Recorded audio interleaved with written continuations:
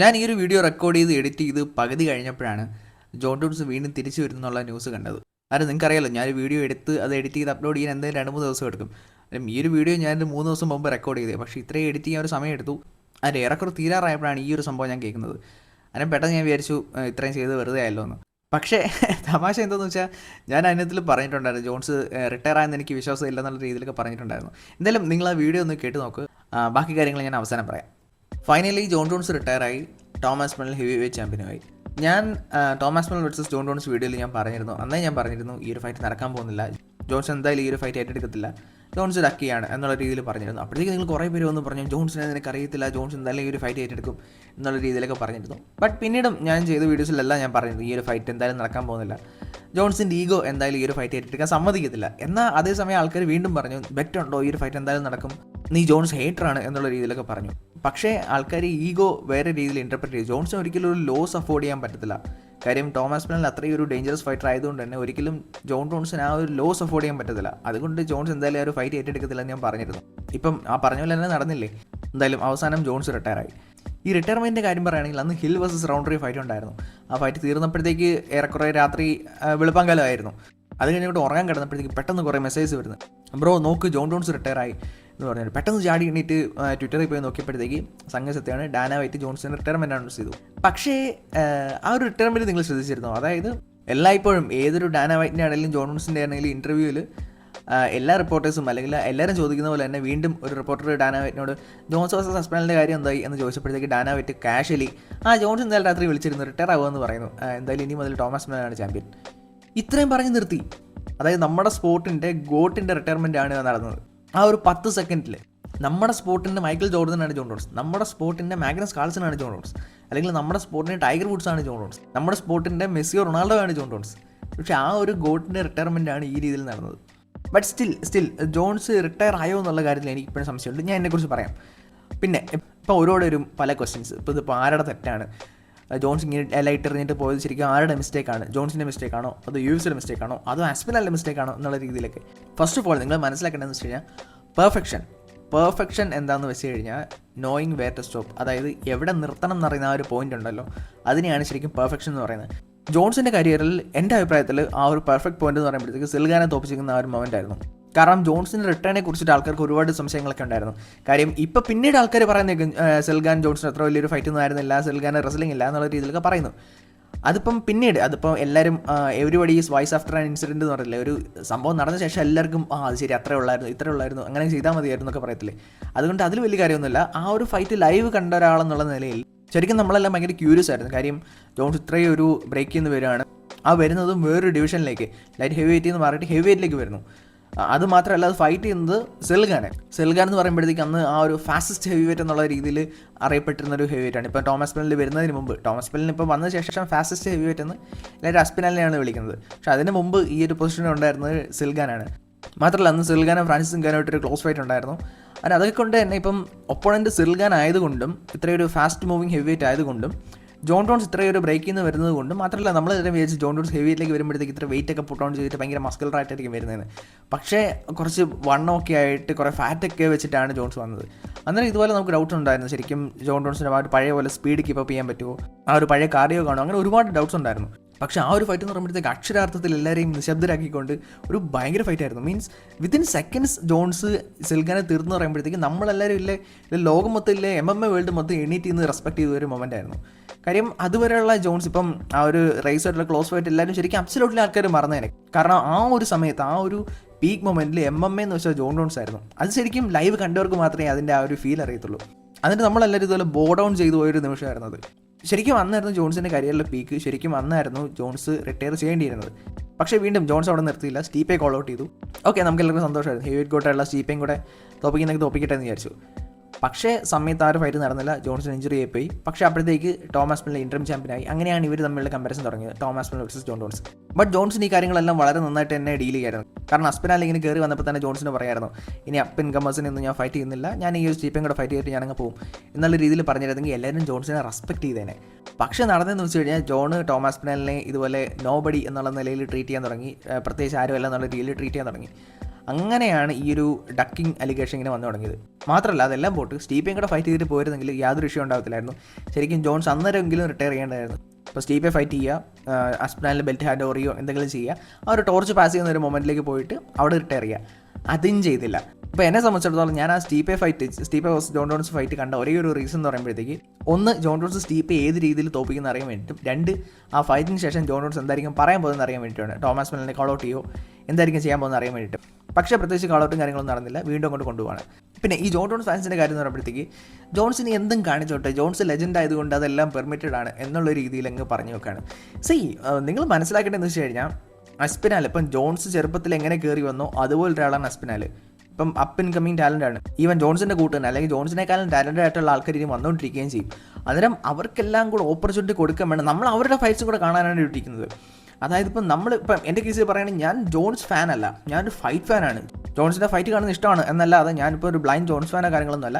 Up and coming ഫൈറ്റേഴ്സിൻ്റെ നല്ല fights എനിക്ക് കാണണം, ഇതുപോലെ നല്ല നല്ല ടാലൻസ് വരുന്നത് എനിക്ക് കാണണം, ഇത്രയേ ഉള്ളൂ. അന്നേരം തോമസ് മെല്ലൻ എന്ന് പറയുമ്പോഴത്തേക്ക് അതുപോലൊരു നല്ലൊരു ടാലൻ്റാണ് വരുന്നത്. ഹെവി വെയിറ്റ് എന്ന് പറയുമ്പോഴത്തേക്ക് മൊത്തത്തിലൊരു ബ്ലോക്ക് ഡിവിഷനായിട്ട് കിടന്ന ഹെവി വെയിറ്റിനെ ശരിക്കും പുനരുജ്ജീവിപ്പിക്കാൻ കഴിവുള്ള ഒരാളാണ് തോമസ് മെല്ലൻ. നമ്മൾ നമ്മുടെ ഇറയിൽ ഇപ്പോൾ ഒരു പോസിബിൾ ഹെവി വെയിറ്റ് ഗോട്ടിനെയാണ് ഇപ്പോൾ ശരിക്കും നമ്മൾ കണ്ടുകൊണ്ടിരിക്കുന്നത്. ആ ഒരു ഹെവി വെയിറ്റ് ഗോട്ടാനുള്ള സകല പൊട്ടൻഷ്യൽ തോമസ് മെല്ലനുണ്ട്. അതിന് അങ്ങനെ ഒരാൾ അവിടെ വന്ന് നിൽക്കുന്ന സ്ഥിതിക്ക് ജോൺ ജോൺസ് അയാളുടെയും കൂടെ ഓപ്പർച്യൂണിറ്റീസ് ബ്ലോക്ക് ചെയ്ത് കളയുന്ന പറയുമ്പോഴത്തേക്ക് നമുക്ക് ആസ് എ ഫൈറ്റ് ഫാൻ അത് ശരിക്കും അംഗീകരിക്കാൻ പറ്റുന്ന കാര്യമല്ല. കാര്യം നമ്മളിവിടെ ഒരു പർട്ടിക്കുലർ വ്യക്തിയുടെ ഫൈറ്റ് കാണാനല്ല നിൽക്കുന്നത്, നമ്മൾ അപ്പ് ഇൻകമിങ് ടാലൻസിൻ്റെ ഫൈറ്റ് കാണാൻ വേണ്ടിയാണ് നിൽക്കുന്നത്. അതുപോലെ തന്നെ തോമസ് മെല്ലൻ എന്ന് പറയുമ്പോഴത്തേക്ക് ഇതുപോലെ പൊട്ടൻഷ്യൽ ഉള്ള ഒരാളാണ്. അതിന് തോമസ് മെല്ലൻ ഇതുപോലെ ഇൻറ്ററിം ചാമ്പ്യൻ ആവുന്നു, എന്നിട്ട് ഇൻറ്ററിം ബെൽറ്റ് ഡിഫെൻഡ് ചെയ്യുന്നു. ബട്ട് എന്നിട്ടും ചാമ്പ്യനായിട്ടുള്ള ജോൺ ജോൺസ് തോമസ് മെല്ലനെ ഫൈറ്റ് ചെയ്യുന്നില്ല. അതുപോലെ തന്നെ ഒരുപാട് ജോൺ ജോൺസ് ഫാൻസും, അപ്പോൾ ട്വിറ്ററിലാവട്ടെ, വാട്സപ്പിലാവട്ടെ, യൂട്യൂബിലാവട്ടെ, ഒരുപാട് ജോൺ ജോൺസ് ഫാൻസും പറയുന്ന ഒരു സെയിം ഡയലോഗാണ്. അതായത് ശരിക്കും ജോൺ ജോൺസിനെ എങ്ങനെ പ്രൊവോക്ക് ചെയ്യാൻ ശ്രമിക്കരുതായിരുന്നു. കാര്യം ജോൺസിനെ നമ്മളിങ്ങനെ കുറച്ച് പൊക്കിയൊക്കെ പറഞ്ഞ് ജോൺസിനെ പ്രോത്സാഹിപ്പിച്ചിരുന്നെങ്കിൽ ജോൺസ് എന്തായാലും തോമസ് മെല്ലനെ ഫൈറ്റ് ചെയ്തതെന്ന്. പക്ഷേ ഇപ്പം നമ്മൾ ജോൺസിനെ കളിയാക്കിയത് കൊണ്ടാണ്, അല്ലെങ്കിൽ ജോൺസിനെ ഫൈറ്റ് ചെയ്യാൻ ഫോഴ്സ് ചെയ്തുകൊണ്ടാണ് ജോൺസ് ഇറങ്ങിപ്പോയെന്നുള്ള രീതിയിൽ. ജോൺ ജോൺസ് കൊച്ചൊന്നും അല്ല ഇതുപോലെ പ്രോത്സാഹിപ്പിച്ചിട്ട് ഫൈറ്റ് ചെയ്യാൻ വേണ്ടിയിട്ട്. ജോൺസ് ഭയങ്കര ഹൈ ആയിട്ട് തിങ്ക് ചെയ്യുന്ന ഇൻഡിവിജ്വലാണ്. ജോൺസ് അത്രയും റിസ്ക് റിവാർഡും എല്ലാം കൂടെ കാൽക്കുലേറ്റ് ചെയ്തിട്ട് ഫൈറ്റ് ചെയ്യുന്ന ഒരാളാണ്. കാര്യം ജോൺസിന് അറിയാം എന്തുകൊണ്ട് ആ ഫൈറ്റ് ഏറ്റെടുത്തില്ല എന്നുള്ള കാര്യം ജോൺസിന് നന്നായിട്ട് അറിയാം. അതുകൊണ്ടാണ് ജോൺ ജോൺസ് ആ ഒരു ഫൈറ്റ് ഏറ്റെടുക്കാതിരുന്നത്. പിന്നെ അസ്പിനാലിൻ്റെ കാര്യം പറയുകയാണെങ്കിൽ പലരും പറയുന്നത് അസ്പിനാൽ ശരിക്കും ഇങ്ങനെ വെല്ലു വിളിക്കരുതായിരുന്നു.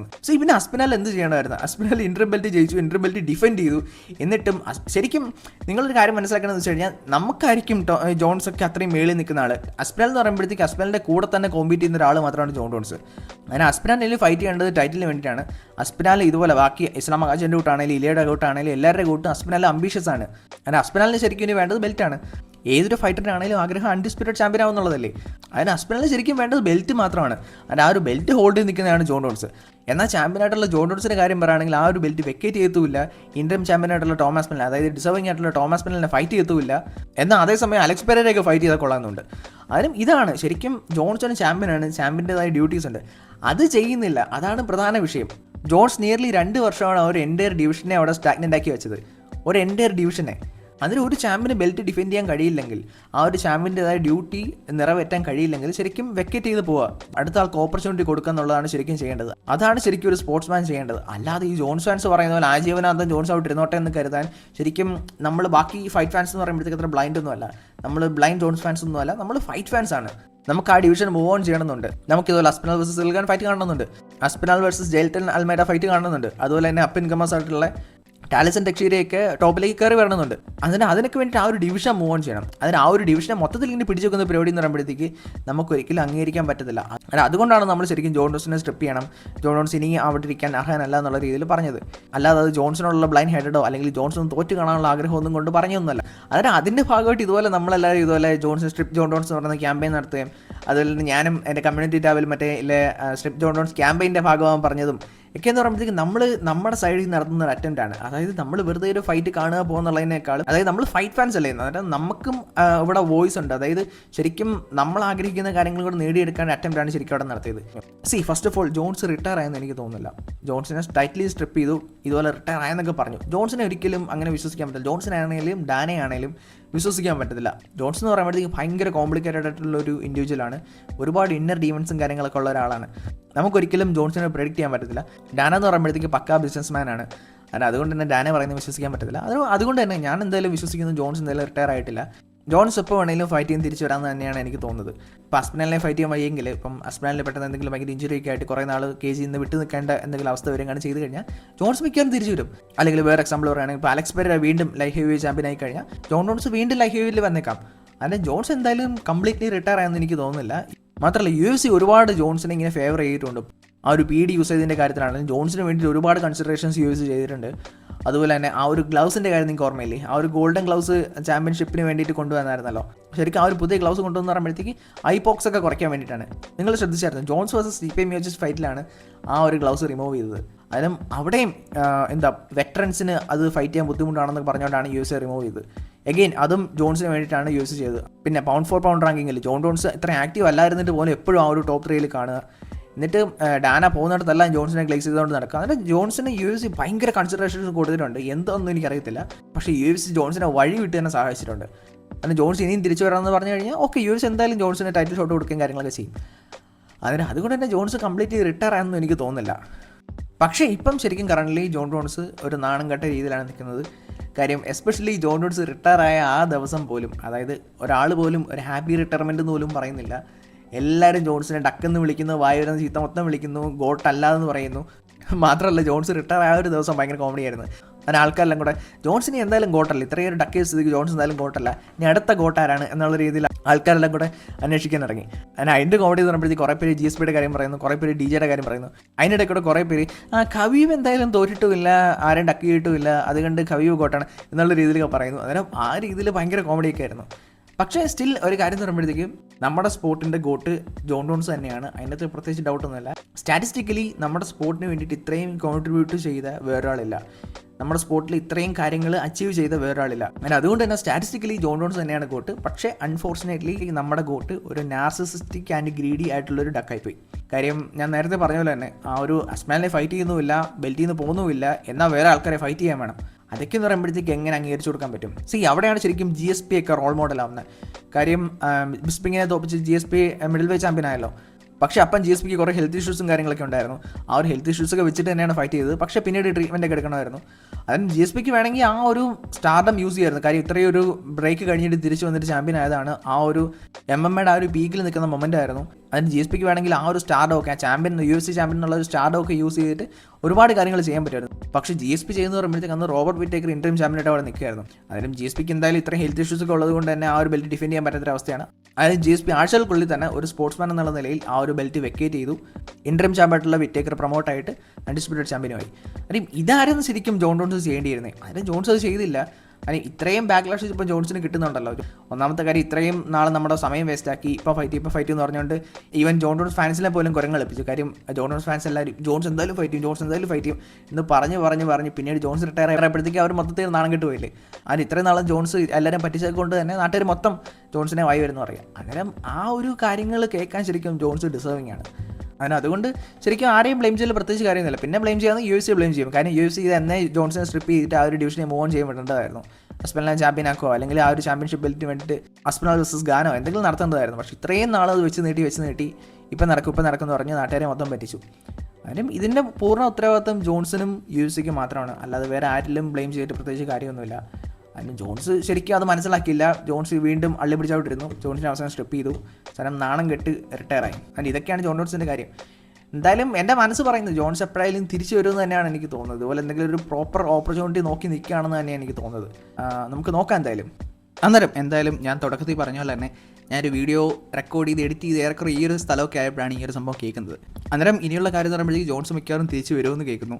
ഞാൻ പറഞ്ഞല്ലോ ജോൺസ് ഒരു അൺപ്രഡിക്റ്റബിൾ ഇൻഡിവിജ്വലാണ്. അതിന് തിരിച്ചു വന്നാൽ അത്ഭുതപ്പെടാനൊന്നുമില്ല, ഞാൻ പറഞ്ഞില്ലേ. അപ്പോൾ പോസിബിലിറ്റീസ് എന്താണെന്ന് വെച്ച് കഴിഞ്ഞാൽ ട്രംപ് പറഞ്ഞ പ്രകാരം വൈറ്റ് ഹൗസിൽ ചിലപ്പോൾ ഒരു UFC ഇവൻറ്റ് നടന്നേക്കും. അത് ഏറെക്കുറെ കൺഫേംഡ് ആയി എന്നുള്ള രീതിയിലാണ് പോകുന്നത്. ഞാൻ ഇതിനെക്കുറിച്ച് സെപ്പറേറ്റ് ആയിട്ട് പറയാം. അതിൽ കുറച്ച് കാര്യങ്ങൾ പറയാനുണ്ട്. അതിനകത്തിൽ ചിലപ്പം ജോൺസ് തിരിച്ച് വന്നേക്കാം എന്നുള്ള രീതിയിലൊക്കെ റൂമേഴ്സൊക്കെ കേൾക്കുന്നുണ്ട്. ആരൊക്കെയായിരിക്കും അവിടെ ഫൈറ്റ് ചെയ്യുമ്പോൾ എന്നൊക്കെ ചോദിച്ചു കഴിഞ്ഞാൽ കുറച്ച് ഊഹങ്ങളൊക്കെ ഉണ്ട്. എന്തായാലും ഞാനത് നെക്സ്റ്റ് വീഡിയോയിൽ ചെയ്യാം. ഈ ഒരു വീഡിയോ എനിക്ക് കുറച്ച് അവിടെ ഇവിടെയൊക്കെ കട്ട് ചെയ്യേണ്ടി വന്നു. കാര്യം ഞാൻ കുറേ കാര്യങ്ങൾ ഇങ്ങനെ പറഞ്ഞിരുന്നു. അതിപ്പം കറണ്ട് സിറ്റുവേഷനോട് യോജിക്കാത്തതുകൊണ്ട് കുറേ കട്ട് ചെയ്യേണ്ടി വന്നു. അതൊക്കെയാണ് ഈ ഒരു വീഡിയോ കുറച്ചൊരു മെസ്സായിപ്പോയി. അതുകൊണ്ടാണ്. എന്തായാലും അടുത്ത വീഡിയോയിൽ ഞാൻ ഈ വൈറ്റ് ഹൗസ് ഇവൻറ്റിനെ കുറിച്ച് പറയാം. എന്തായാലും ലൈക്ക്, ഷെയർ, സബ്സ്ക്രൈബ്. അടുത്ത വീഡിയോയിൽ കാണാം. ബൈ.